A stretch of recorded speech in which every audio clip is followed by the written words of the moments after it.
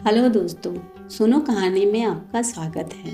आज की कहानी का शीर्ष है क्या मिला। रूप, लौन या धन, वैभव सभी कुछ तो मिला था मुझे। पापा का उच्च पद था, स्नेहमयी माँ थी और मैं उनकी एकमात्र संतान। अतः मुँह मांगा पाती थी मैं। पापा के छोटे भाई देश की सीमाओं की रक्षा करते हुए वीर गति को प्राप्त हो गए थे और चाची अपनी बेटी प्रीता के साथ हमारी आश्रित थी। वैधव्य ओढ़े चाची को इतनी अनुमति नहीं थी कि वह घर में घूमती रहे, अतः उन्हें बंगले के एकदम पीछे वाला कमरा दे दिया गया था। वह अपनी न्यूनतम आवश्यकताओं की पूर्ति करते हुए वहीं रहती। लेकिन मुझसे एक ही वर्ष छोटी मेरी चचेरी बहन प्रीता मेरे संग ही कॉलेज जाती। पारिवारिक उत्सव और पार्टी इत्यादि में भी हम दोनों एक संग रहती। रंग शकल में प्रीता मुझसे जरा भी कम नहीं थी, किंतु उसे सजने संवरने का शौक बिल्कुल नहीं था। ना ही अधिक बोलती थी वह। फिर भी कुछ तो था उसमें कि मित्र संबंधी सब उनका गुणगान करते। शायद उसका सौम्य मृदु व्यवहार, दूसरे के सुख दुख में सहभागी होने का उसका स्वभाव सबको आकर्षित करता था। मेरे इरादे बुलंद थे, सपने बेहिसाब। जीवन को भरपूर जीना चाहती थी मैं।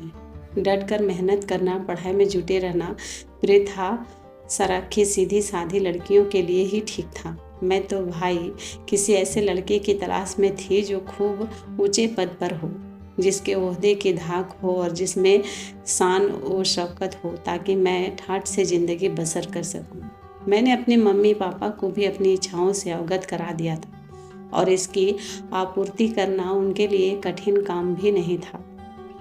कुछ अजीब सा रिश्ता था मेरा प्रीता से। जब भी वह मेरी आंखों से दूर होती तो मेरे मन में उसके लिए सहानुभूति ही रहती। पितृ विहीन तो वह थी ही, माँ का सहारा भी नाम मात्र को था उसका। उसके मधुर स्वभाव के कारण बहस और झगड़े की तो गुंजाइश ही नहीं थी। मैं उससे बिना पूछे उसकी अलमारी से कपड़े निकाल कर पहन लेती, तब भी वह कुछ ना कहती, मुस्कुरा देती बस। पर जब वो लड़के उसको मुझसे ज़्यादा तहजीब देते तो मुझे अवश्य ईर्ष्या होती। घूमना फिरना, पार्टी, पिक्चर, यही मेरे प्रिय शगल थे। मम्मी पापा पार्टी के मेजबान होते या मेहमान, मैं और प्रीता संग ही रहते। जहाँ वह कोने में एकांत ढूंढती, मैं सबके साथ बतियाती हंसती, विशेषकर हम उम्र साथियों के संग। ऐसे ही एक अवसर पर मेरी मुलाकात अश्विन से हुई थी, पर शीघ्र ही मैंने पाया कि वह प्रीता की ओर अधिक आकर्षित है। कई बार मैंने उसे प्रीता के संग बातों में मशगूल पाया। साधारण रूप रंग। पहले तो मैंने उसकी ओर विशेष ध्यान नहीं दिया, पर जब मुझे पता चला कि उसका चयन IFS में हो गया है तो मैं उसमें रुचि लेने लगी। सौंदर्य के पैमाने पर वह चाहे खरा न उतरता हो, पर मुझे वे सारे ऐश्वर्य दे सकता था जिसकी मुझे चाहत थी। विदेश भ्रमण के अवसर बोनस के रूप में अलग से, पर प्रीता के प्रति उसका झुकाव भी मुझसे छिपा ना था। मैंने उन्हें कई बार एक रेस्टोरेंट में भी संग बैठे देखा था। जाने क्या दिखता था उसे इस चुप सी रहने वाली लड़की में। मैं अपने बनाव श्रृंगार, लच्छेदार बातों से उसे अपनी ओर आकर्षित करने का प्रयास करती, परंतु वह मुझसे दूरी ही बनाए रखता। प्रीता के प्रति मेरी करुणा अब सप्रधा में बदलने लगी, पर मैंने भी भाग्य के भरोसे रहना नहीं सीखा था। अपनी ही शर्तों पर जीती आई थी मैं अब तक। इन दोनों की नज़दीकियाँ और बढ़े, उनकी दोस्ती जग जाहिर हो, इससे पहले ही मैंने अश्विन को पा लेने की ठान ली। अश्विन के पिता मेरे पापा के अधीनस्थ थे और मैंने यही राह अपनाई। मम्मी पापा को अपने निश्चय से अवगत कराया, बस प्रीता के प्रति उसके लगाव की बात छुपा रखी। प्रीता ने इस खबर को बिना चेहरे पर कोई शिकन लाए शालीनता पूर्वक स्वीकार कर लिया, पर अश्विन आनाकानी करता रहा। उसके पिता पर दबाव डालने के पश्चात ही उसने हामी भरी। चाहे जैसे भी हो, मैं खुश थी अपने मन की मुराद पाकर अपनी जीत पर। सगाई के दिन जहाँ मेरे उत्साह में कोई कमी न थी, वहीं अश्विन उदासीन ही बना रहा। सारी रस्में दिन में ही संपन्न हो गई थी और उसके बाद वह गायब हो गया। मम्मी पापा की तरफ से अब हमें अकेले घूमने फिरने की छूट मिली थी, ताकि हम एक दूसरे को अच्छी तरह से समझ सकें। उस दिन शाम को मैं अश्विन के साथ लंबी ड्राइव पर जाना चाहती थी, पर कई बार फ़ोन करने पर भी उसका कहीं पता न चला। घर वालों को भी खबर न थी कि आखिर वह गया कहाँ है। खैर, विवाह भी हो गया। प्रीथा को देखकर जरूर मुझे अपराध बोध होता, पर मैं जानती थी कि उसके विवाह में कमी नहीं रखी जाएगी। मेरे मम्मी पापा ने हम दोनों के बीच कभी भी भेदभाव नहीं रखा था।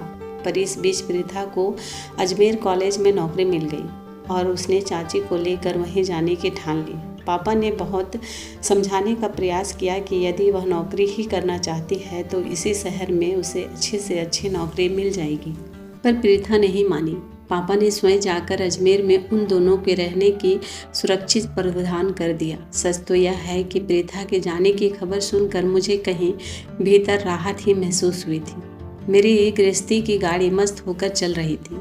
अश्विन ने चाहे मुझे टूट कर कभी भी ना चाहा हो, बड़ी बड़ी बातें ना बनाई हो, पर मुझे घूमने फिरने की पूरी छूट थी और मुझे अपने विवाहित जीवन से कोई शिकायत नहीं थी। बहुत बोलने वालों में से तो वह कभी थे नहीं। काम की व्यस्तता, देश विदेश की भागदौड़ के बीच वह मेरी सुविधा का पूरा ख्याल रखते, मेरी हर इच्छा पूरी करने का प्रयत्न करते। कई बार विदेश भी हो आई थी मैं। कोई ऐसी वस्तु ना थी जो मेरे चाहने पर मुझे खरीद कर ना दी गई हो। बस एक ही कमी थी, संतान की। मुझे तो खैर उसमें भी विशेष फर्क नहीं पड़ता था। मेरी स्वच्छंदता में बंधन ही बन जाती वह। अश्विन को नहीं कह सकती, दिल खोलकर अपने मन की बात कहते ही कब थे वह मुझसे। चाची और प्रीथा के अजमेर जाने के कुछ माह पश्चात पता चला कि वे दोनों अजमेर छोड़कर कहीं अन्य जगह चले गए हैं, बिना कोई सूचना दिए, बिना कोई संपर्क सूत्र छोड़े। मम्मी पापा परेशान भी हुए और चिंतित भी। उन्होंने अपनी तरफ से उन दोनों का ध्यान रखने में कोई कोताही नहीं की थी। फिर क्यों किया उन्होंने ऐसा? आज फिर क्यों मैं इन पुरानी यादों की गठरी खोल बैठी हूँ? बहुत लंबा अरसा बीत गया है इन सब बातों को। कितना कुछ बदल गया है। पापा नहीं रहे, पर जो सबसे बड़ा हादसा हुआ है वह यह है कि अश्विन भी नहीं रहे।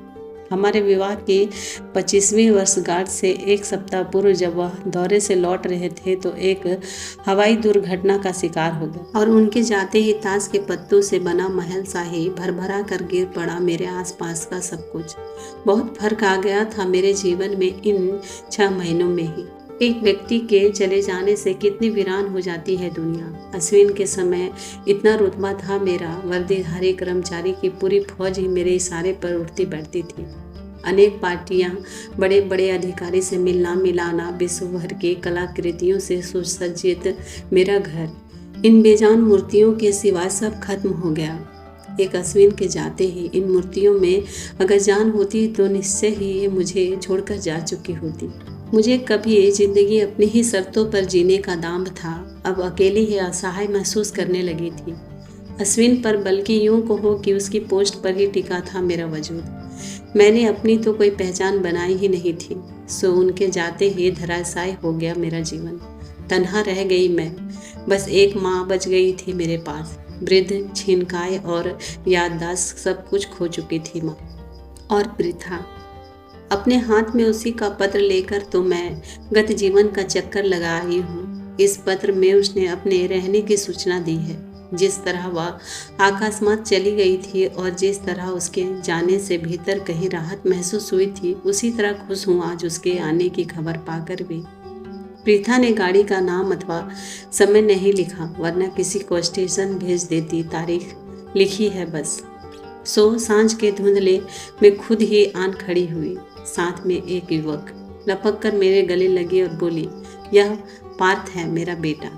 आत्मविश्वास से पूर्ण आगे बढ़कर उसने मेरे पैर छुए तो उसे आशीर्वाद वचन कहते हुए मैंने साथ में शिकायत भी जोड़ दी, तूने अपने विवाह में बुलाया तो नहीं, खबर तक नहीं दी। पर प्रीथा ने कोई उत्तर नहीं दिया। दूसरे दिन लॉन में बैठा पार्थ अकेले ही शहर घूमने निकल गया था। जिंदगी जहाँ से शुरू हुई थी, घूम फिर कर एक बार फिर वहीं आन पहुँची थी। ना बदल कर भी कितना कुछ बदल गया था।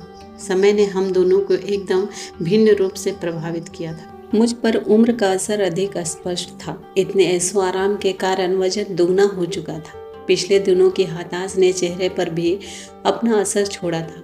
बालों की सफ़ेदी को रंगों से छुपाने के बावजूद सारे रख रखाव के बाद भी मैं प्रीथा से बहुत बड़ी लग रही थी। हालांकि हमारे बीच केवल 1 ही वर्ष का अंतर था। प्रीथा ने तो खैर उम्र छिपाने का कोई प्रयत्न ही नहीं किया था। पर उम्र के साथ उसके व्यक्तित्व में निखार ही आया था। बालों में झलकती हल्की सफ़ेदी व्यक्तित्व को प्रभावशाली बना रही थी। चेहरे पर वह पहले वाली गुलाबी आभा ना सही एक लौ थी, जो सादे लिबास में भी उसका चेहरा प्रतिदीप्त किए हुए थी। इन सब से बढ़कर था उसका आत्मविश्वास। अब वह पहले से चुप वाली प्रीथा नहीं थी। जीवन के संघर्ष ने उसे आत्मनिर्भर और परिपक्व बना दिया था। इधर मैं थी भ्रमित और धुरीहीन, प्रावधानों का सहारा लेकर भी कांतिहीन। इन गुजरे सालों में कोई संपर्क ना रहने से मुझे प्रीथा के गत जीवन की कोई जानकारी ना थी। ऐसा नहीं कि हमने उसे भुला दिया था। मम्मी पापा ने और बाद में मैंने भी उसे खोजने का पूरा प्रयास किया था। आश्चर्य की बात यह थी कि प्रीथा को यहाँ घटी घटनाओं की पूरी जानकारी थी। अश्विन के असमय हुए मृत्यु का पूरा ब्यौरा भी ज्ञात था उसे। अश्विन की बात उठने पर जो एक प्रश्न पिछले 25 वर्षों से मेरे भीतर घुमड़ता रहा था, अचानक मेरे मुख से निकल गया। अश्विन तुम्हें बहुत चाहता था ना प्रीथा? उसे यूं सामने बैठा देख मेरे मन में ईर्ष्या का अंकुर फिर से फूट पड़ा था क्या? या अश्विन के मामले में अपनी जीत की याद दिला उसके आत्मविश्वास में छेद करना चाहती थी मैं? प्रीथा ने उत्तर देने के बजाय भरपूर निगाहों से मेरी ओर देखा। उसके इनकार न करने से ही मुझे अपने प्रश्न का उत्तर मिल गया था, पर जब बात निकल ही पड़ी थी तो मैंने सोचा उसे पूरा कर लिया जाए, अतः मैंने पूछ ही लिया। और तुम प्रीथा? तुम ऐसा सवाल पूछ रही हो नीरजा जिसका उत्तर तुम जानती हो, पर शायद मुझसे इनकार सुन अपने अपराध बोध से मुक्त होना चाहती। ठीक ही तो कह रही थी प्रीथा, स्वयं को धोखा देने का प्रयत्न ही तो करती आई थी मैं, पर असलियत तो जानती ही थी। जीवन जी चुकी थी। आज की प्रीथा सच बोलने की हिम्मत रखती थी, अपना पक्ष रखने में सामर्थ्य थी वह। अतः उसने बिना झिझक कहा, तुम जानती थी आसी और मेरे प्यार को, चाहे हमारी भावनाओं की गहराई को ना भी समझती हो। इन पार्टियों के अलावा भी हम मिलते थे, यह भी पता था तुम्हें शायद याद होगा कि तुम्हारी सगाई के दिन ही मेरी अभिन्न सखी रमोला की भी सगाई थी। संध्या काल वहाँ जाते समय राह में ही अश्विन मुझे मिल गए। वह मेरे ही इंतजार में खड़े थे और मुझे लंबी ड्राइव पर ले गए। बहुत परेशान थे, पिता के दबाव में हामिद तो भर दी थी, पर स्वयं को तैयार नहीं कर पा रहे थे। मैंने उन पर बहुत जोर डाला, जबरदस्ती ही समझ लो। यह स्पष्ट कर दिया कि तुमसे रिश्ता तोड़कर वह किसी भी हाल में मुझे नहीं पा सकेंगे। और तभी मैंने निश्चय किया शहर छोड़ जाने की। ताऊ ताई का सुरक्षित आंचल छोड़कर जाना मेरे लिए आसान नहीं था, ये तो तुम समझ ही सकती हो। पर अश्विन तो क्या, मैं स्वयं पर भी भरोसा नहीं कर सकती थी। बिना अश्विन के जीवन जीने की कोशिश कर रही थी कि वे अजमेर भी आ पहुँचे। तुमने सोचा होगा कि कहीं दौरे पर गए हैं। नहीं, तुमसे कोई शिकायत नहीं थी उन्हें। शायद अपने आप पर ही क्रोधित थी कि पिता के सम्मुख क्यों झुक गए। शायद मेरे प्रति खुद को अपराधी महसूस कर रहे थे, पर मैं उन्हें दोष कहाँ दे रही थी। मैंने स्वयं ही तो उन पर तुम्हारी बात रखने के लिए दबाव डाला था। यद्यपि अच्छी तरह जानती थी कि उनके बाद मैं कभी किसी अन्य पुरुष की नहीं हो पाऊंगी। पर तुमने विवाह तो किया। मैंने पार्थ को याद करके पूछा। उत्तर में उसने अपनी दाईं तर्जनी उठाकर चुप रहने का इशारा किया और अपनी बात जारी रखी। सप्ताह भर रहे वह हमारे साथ। तुमने नाफा नुकसान से तराजू पर तौल कर विवाह का निर्णय लिया था। हमारा आकर्षण एक दूसरे के व्यक्तित्व से भरा था। संभव नहीं होता था कि हम एक दूसरे के बिना जी पाएंगे। बस कोशिश भर कर रहे थे। पर वह एक सप्ताह कठिन परीक्षा बनकर आया। सीमाओं का उल्लंघन हुआ था और उसमें दोष केवल आसी का नहीं, मेरा भी उतना ही था। फिर गलती का एहसास होने पर मैंने ज़बरदस्ती आसी को वापस भेज दिया। इस बार मैंने अजमेर भी छोड़ने का निर्णय लिया, क्योंकि ऐसा दोबारा भी हो सकता था। अजमेर जाने तक तो मैंने माँ को कुछ नहीं बताया था, पर कोई चमत्कारी शक्ति ही होती है माँओं के पास कि वह अपने बच्चे के मन की बात भी पढ़ लेती है। माँ शुरू से ही समझती रही होगी मेरे मन भावों को, तभी बिना नाग नुकुर किए घर छोड़ने को तैयार हो गई और फिर अजमेर छोड़ने को भी। और हम बिना किसी को अपना गंतव्य बताए चुपचाप वहाँ से चले गए। क्या तुम समझ सकोगी ऐसे प्यार को, जिसमें ना इंतजार है ना मिलने की कोई आस हो भी कैसे?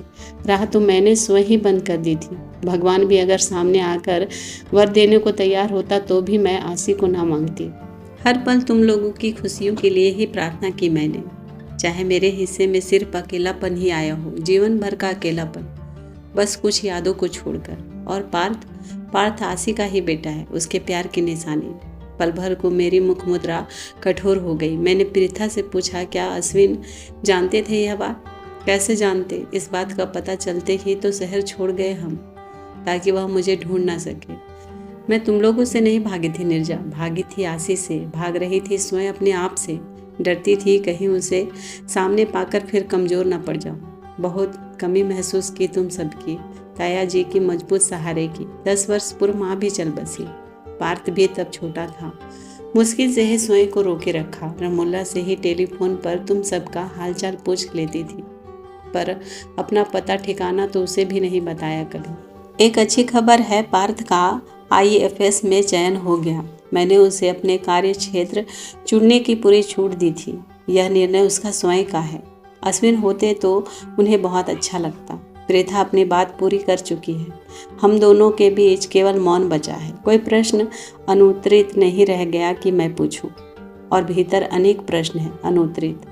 25 वर्ष साथ रहकर भी मैं और अश्विन वास्तव में एक दूसरे के हो पाए थे क्या? और अश्विन को खोकर उम्र भर उससे दूर रहकर भी प्रीथा आज तक उसी की थी। और शायद अपने सारे कर्तव्य निभाते हुए भी अश्विन मन से सदैव उसी के बने रहे। गणित नहीं है जिंदगी, जिसके हर सूत्र का एक स्पष्ट एवं सिद्ध उत्तर हो। जिंदगी के अपने वसूल होते हैं, अपने कायदे होते हैं। वरना अश्विन से विवाह करके तो मैं खुश थी, अपने मन की मुराद पाकर, अपनी जीत पर। तो फिर क्या मिला? आज यह पराजय का एहसास क्यों है मुझे?